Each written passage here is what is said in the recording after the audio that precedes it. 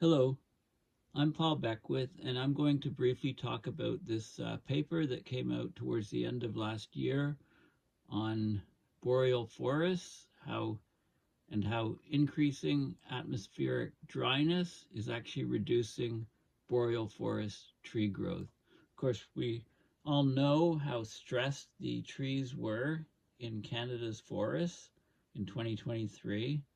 In fact, we had record numbers and sizes of wildfires, and it was like 4 or 5 times more acreage burned in Canada than did any previous year. So as climate is warming and getting drier, our boreal forests in the northern hemisphere are at risk. So this paper is quite interesting. It's talking about how rising atmospheric vapor pressure deficit, BPD, that is associated with climate change is affecting the boreal forest growth via stomatal closure. Okay, so the leaves have little gaps called stomata that let in water and also in CO2 for the plant growth. So the stomata are closing to try to preserve water when the vapor pressure deficit is lower. Also, the soil dryness resulting from higher vapor pressure deficit are causing, both factors are causing detrimental effects to tree growth, slowing down tree growth in Canada. So the relationship between the vapor pressure deficit and the forest growth depends on the climate, of course. So in this paper, they assessed the Canadian boreal forest responses to the vapor pressure deficit changes from 1951 to 2018 using a well-replicated tree growth increment network with about 5,000 species site combinations of trees. So they used these growth models. They looked at the relationship between tree growth and the summer vapor pressure deficit, both in the year that the deficit occurred in the tree growth, and they found a relationship between the growth and the summer vapor pressure deficit concurrent in 1/3 of the species site combinations. And more significantly, they found that the relationship between the growth and the prior summer's vapor pressure deficit was a big factor in about half of those tree growth combinations. So the current year vapor pressure deficit reduces growth, but it seems that it's even more significant that when there's a vapor pressure deficit, the growth in the following year is actually affected most negatively. Now, the amount of hit that you took for the growth of the tree depended on the tree species, the age of the tree, the annual temperature or mean annual temperature, and the soil moisture. So younger trees and species like white spruce and Douglas fir had higher BPD sensitivity. So in other words, the tree growth was hit the hardest, was reduced the most for younger trees and also for certain species like white spruce. Also areas with high annual temperature and low soil moisture were also hit very hard. So since 1951, the summer vapor pressure deficit increases in Canada have paralleled the tree growth decreases. So VPD up, tree growth down, particularly in the spruce species. Accelerating atmospheric dryness in the decades ahead will impair carbon storage and societal economic services of our boreal forests. Our boreal forests are crucial for removing carbon from the atmosphere. Okay, so this is a very, very, very significant study. So climate change is going to alter significantly the boreal forest capacity to store carbon. It's already doing so. All the more so because boreal forests are dominated by cold-tolerant species, and they're warming faster than most other land areas. So the boreal forests over Canada have been warming 0.2 Celsius to 0.5 Celsius per decade from 1961 to 2015. Warming is lowering the net annual carbon uptake of boreal forests through changes to temperature-related variables like growing season length is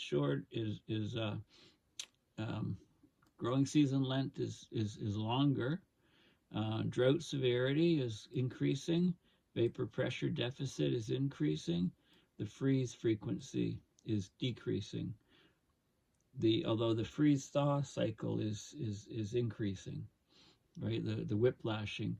All of these things affect tree mortality, recruitment, physiology, and growth. So across Canada's boreal forests, the land carbon storage capacity varies due to local and regional differences in climate, vegetation, soils, the surface geology, and the disturbance regime, how many fires, etc.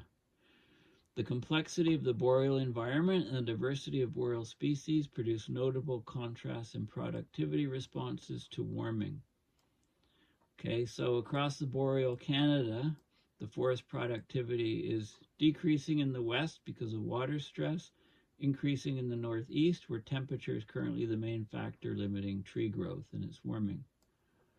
Okay, so these mechanisms have been raised as potential drivers of forest greening or forest browning in Canada. So warming can enhance plant growth in cool, wet environments, but impair it above a threshold of water stress.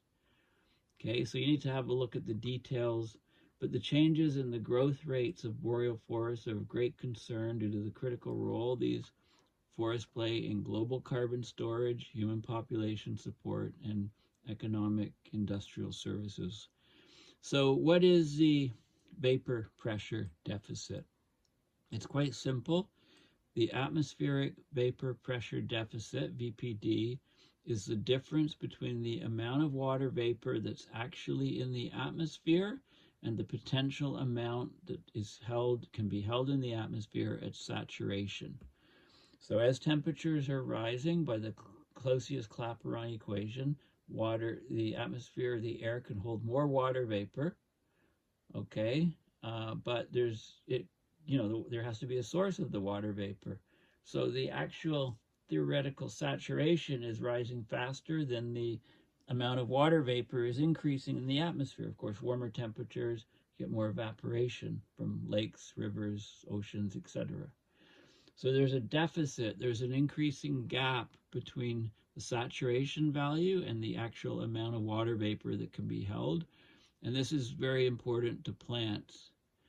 Without a corresponding increase in the actual amount of atmospheric water vapor, the VPD will increase with warming because the saturation vapor pressure it says it's a curvilinear function of air temperature. Well, it's rising faster than the amount of water vapor in the air. So when you get a high vapor pressure deficit, then you get high leaf and soil water loss. That increases the risk of plant water deficits and stress to the plant. The water deficit increases the xylem tension, so it causes problems in the physiology within the plants and tissue cavitation. Okay, where you can get bubbles in the fluid, and you can't get the fluid sucked up from the roots up in the plant. So basically what happens, the response of the plant is the stomata becomes smaller. It closes down, and that decreases the amount of water lost from the plant, but the cost is that the stomata is smaller, so the carbon dioxide intake for the plant growth is reduced, so there's growth rate reductions and eventually tree mortality. Okay, so higher atmospheric dryness also increases the atmospheric demand for water from the land surface, so it increases the evaporation and reduces the amount of moisture in the soil. So plant growth responses to atmospheric dryness can result from direct effects on stomatal conductance, right? The stomata size, and indirect effects on soil moisture through increasing evapotranspiration. Okay, so this is the issue. So let's have a look at the results. Okay, so this is the above ground biomass, wood biomass in Canada. Okay, is the green shading. So high amount of biomass, large density, high number of trees. Lower ones are the lighter greens across Canada. So you see a lot here on the west and the southeast more, and then there's much less in between.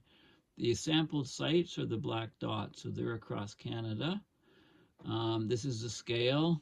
1,000 kilometers, 1320 kilometers on this scale, so it's all across Canada.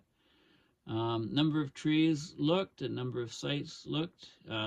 They sort of peaked in the mid 70s, but there's lots of data. These are the ecozones of Canada, the different zones. So southern Arctic's up here, and you can see Atlantic Maritime and so on. Okay, this is the hemi-boreal zone. So the boreal forests are up here. These are kind of mixed. There's just a lot of deciduous down here as well as the coniferous. And the different species proportions have changed through the years, but they're sampling on lots of different trees.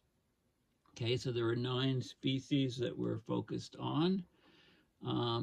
Okay, and what are the results? Well, the results are, these are a bunch of different species, and these are the negative effects from the increased vapor pressure deficit.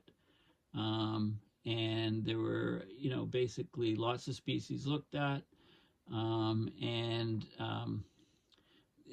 a number of different species, you saw some sort of mixed effects here. But I want to look at the next figure, which shows you, so they did tree ring studies as well to look at measure the growth rates of these trees. You can see the growth rates were actually reduced significantly. This is for all species across the boreal forest. So red is a reduction, blue would be an increase. And you can see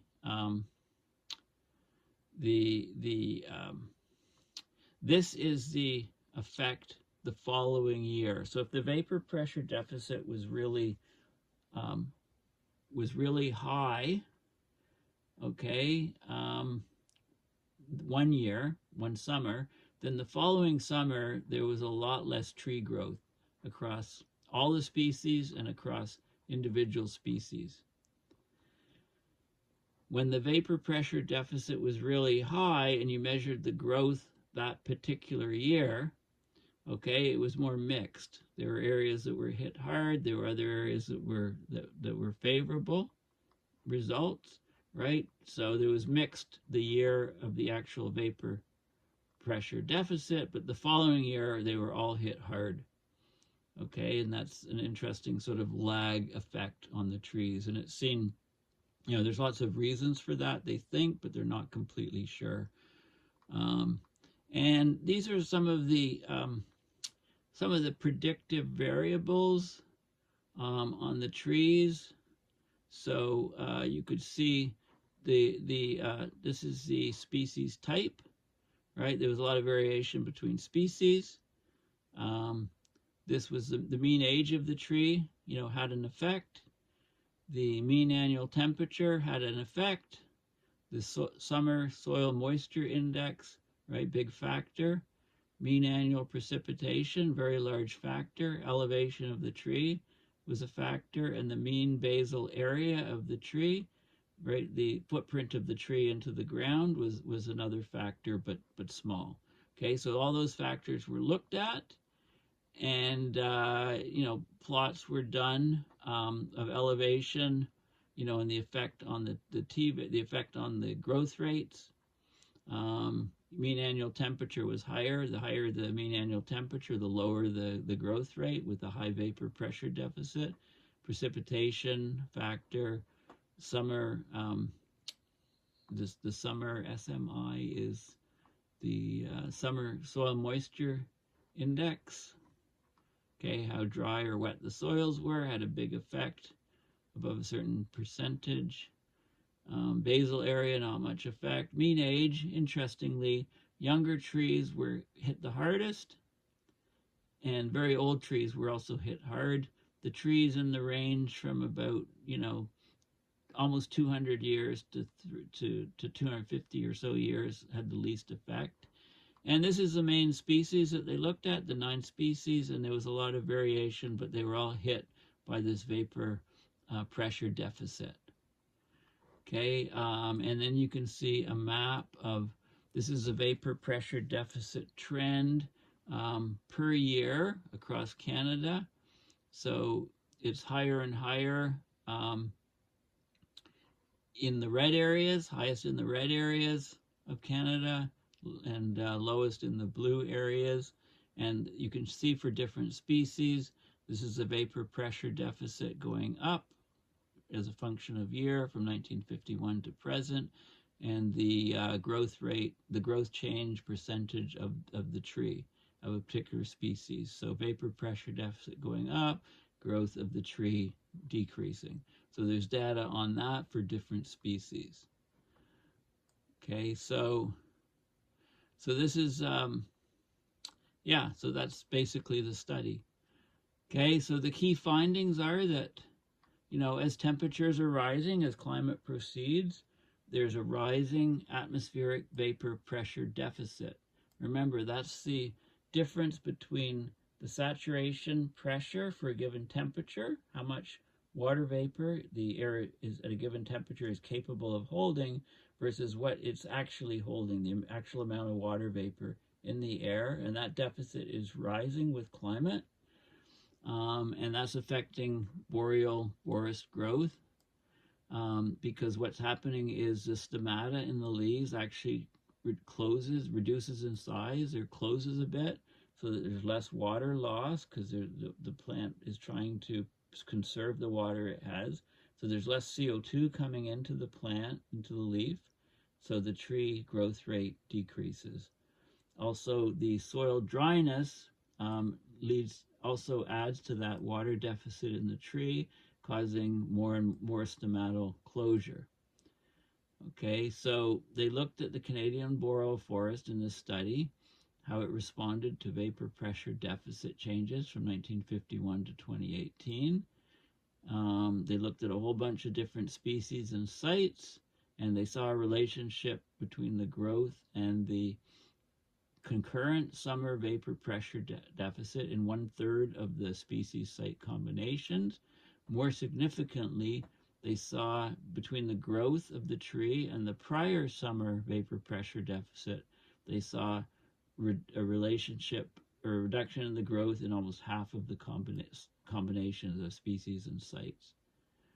Okay, so the relationship between previous year vapor pressure deficit and current year growth was almost exclusively negative.